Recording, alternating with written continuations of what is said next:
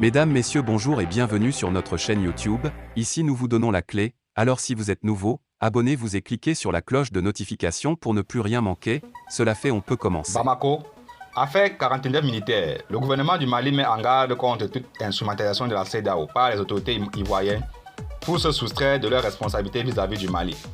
Le gouvernement de la transition a suivi avec une très grande préoccupation et une profonde stupéfaction le communiqué du Conseil national de sécurité de la Côte d'Ivoire tenu le mercredi 14 septembre 2022 au sujet de 49 soldats ivoiriens arrêtés à l'aéroport international Modibo Keïta Bamako Sénou le 10 juillet 2022 et contre lesquels la justice malienne a ouvert une procédure d'information judiciaire pour des faits graves touchant entre autres à la sécurité nationale et à la sécurité extérieure de l'État. Le gouvernement de la transition rappelle à l'opinion publique nationale et internationale que par communiqué numéro 034 du 11 juillet 2022, il a expliqué en détail les conditions illégales dans lesquelles ces forces étrangères, dont une trentaine de forces spéciales, sont arrivées au Mali en possession d'armes et de munitions de guerre, sans ordre de mission ni autorisation, tout en disséminant leur identité et leur profession réelle de militaires, ainsi que l'objet précis de leur présence sur le sol malien. En outre, contrairement à la déclaration des autorités ivoiriennes, la MINUSMA, officiellement saisie du statut de ces militaires par le ministère des Affaires étrangères et de la coopération internationale, avec clairement indiqué dans sa note verbale référencée MINUSMA-PROT-NV-226-2022 du 27 juillet 2022 que ces soldats ne faisaient pas partie des éléments nationaux de soutien. Par conséquent, aucune base légale ne saurait à présent justifier ni leur présence, encore moins leur mission au Mali.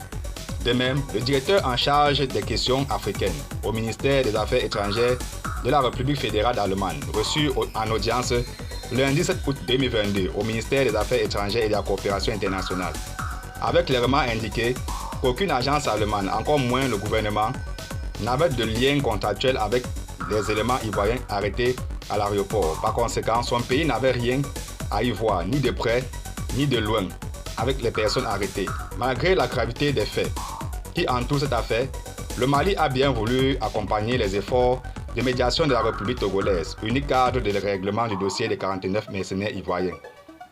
Dans le communiqué du Conseil national de sécurité du 14 septembre 2022, le gouvernement ivoirien insiste sur son innocence et celle des 49 militaires ivoiriens. En conséquence, le gouvernement de transition note avec une grande stupéfaction que le gouvernement ivoirien vient de se dédier en l'espace de 11 jours. En effet, il a reconnu sa responsabilité dans sa déclaration officielle, lue par le ministre directeur de cabinet du président de la République de Côte d'Ivoire, M. Fidel Sarazoro, le 3 septembre 2022 à Lomé. En ces termes, la Côte d'Ivoire déplore que des manquements et des incompréhensions aient été à l'origine de ces événements fortement regrettables. La Côte d'Ivoire, soucieuse de maintenir des relations de bon voisinage avec le Mali, s'engage à respecter les procédures des Nations Unies, ainsi que les nouvelles règles et dispositions maliennes édictées relatives au déploiement des forces militaires au Mali. Un tel revirement grave de la part d'autorités étatiques ne vise qu'à manipuler et à entraver la manifestation de la vérité. Animé d'une volonté d'adversité, le gouvernement ivoirien accuse le Mali d'avoir pris en otage les militaires ivoiriens en faisant fi des conditions obscures et des manquements ayant entraîné l'inculpation par la justice malienne des 49 mercenaires ivoiriens. Le gouvernement de la transition souligne que c'est exclusivement en qualité de président du Conseil supérieur de la magistrature que le colonel Assimi Goïta, président de la transition, chef de l'État, a indiqué à la partie ivoirienne la nécessité de considérer la situation de certains Maliens objet de mandats d'arrêt internationaux. C'est cette attitude responsable du président de la transition qui a été malheureusement perçue par les autorités ivoiriennes comme une prise d'otage. À la décision du gouvernement ivoirien d'avoir transformé un dossier judiciaire en une crise diplomatique et par conséquent saisir la CEDEAO, le gouvernement de la transition souligne qu'il est nullement concerné par cette procédure devant l'instance communautaire et aussi il indique à la CEDEAO que l'affaire des 49 mercenaires ivoiriens est purement judiciaire et bilatérale et met en garde contre toute instrumentalisation de la CEDEAO par les autorités ivoiriennes pour se soustraire de leurs responsabilités vis-à-vis du Mali.